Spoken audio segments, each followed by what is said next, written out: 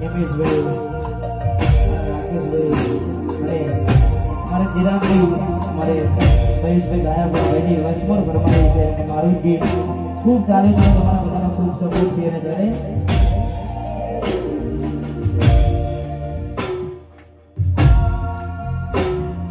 લાડના